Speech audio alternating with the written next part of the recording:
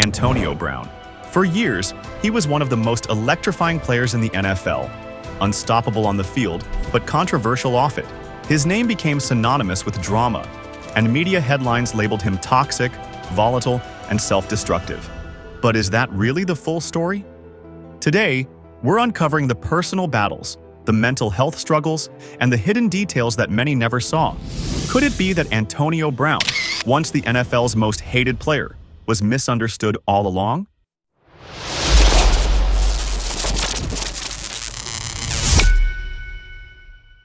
Antonio Brown's journey to the NFL wasn't a straight path to stardom. Drafted in the 6th round of the 2010 NFL Draft by the Pittsburgh Steelers, no one expected him to become a superstar.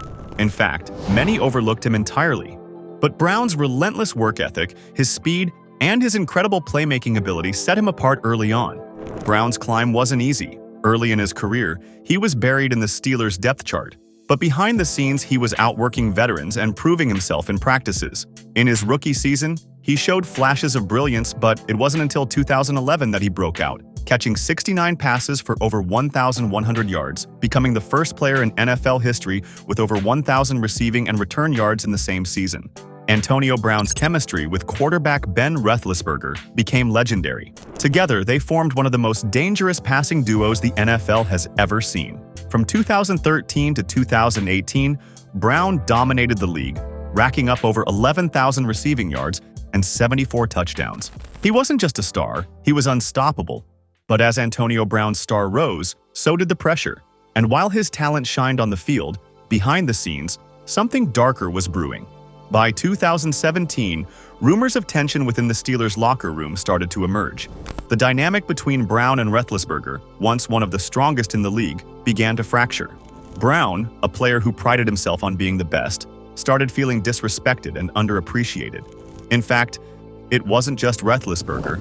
Inside sources reported that Brown felt overlooked by the Steelers' coaching staff. He believed his contributions weren't being fully recognized, and his frustration started to show.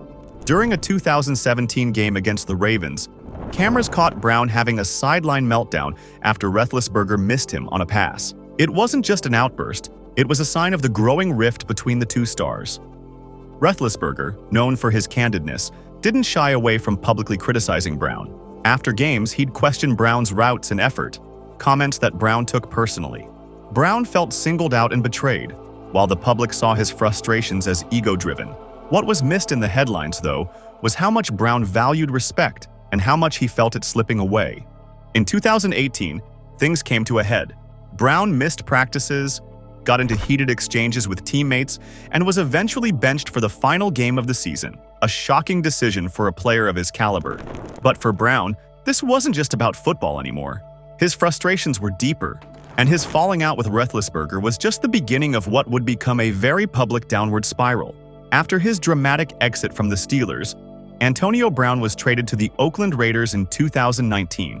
Many saw this as a fresh start, a chance for Brown to reset and rebuild his career. But what followed was one of the most chaotic chapters in NFL history. Brown arrived in Oakland with high expectations, but things quickly went off the rails. First, it was the helmet controversy. Brown refused to wear a league-approved helmet, threatening to sit out if he couldn't use his old one. Then came the infamous frostbite incident during a cryotherapy session. As Brown missed practices, tensions began to build between him and the Raiders' front office. What many didn't know was that the helmet issue wasn't just about safety for Brown, it was about control. Brown was trying to hold on to any sense of control he could as his personal life spiraled out of balance. His clashes with Raiders head coach John Gruden and GM Mike Mayock became the focus of media attention. And Brown's increasingly erratic social media posts hinted at deeper frustrations that went beyond football. Hello. Yo, what's up, Coach? What the hell's going on, man? As fans and analysts watched Antonio Brown's behavior spiral out of control, few knew the personal struggles he was facing behind the scenes. Brown's battle wasn't just with coaches or teammates, it was with his own mental health.